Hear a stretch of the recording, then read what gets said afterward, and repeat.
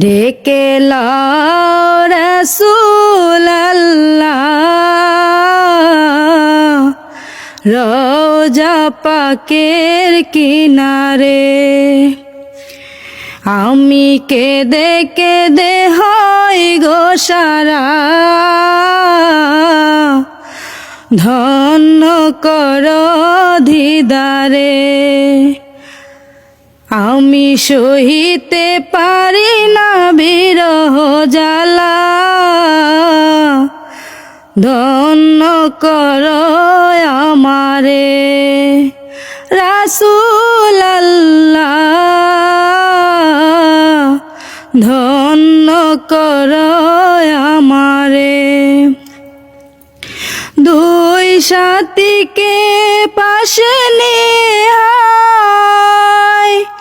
ঘুমিয়ে আছেন নিজুম নিরালায়। দুই সাথীকে পাশে নিয়ে ঘুমিয়ে আছেন নিজুম নিরালায়। সারা দাও রাসূলুল্লাহ ডাকে অধম তোমারে। আমি সহিতে পারি না বিরহ জ্বালা,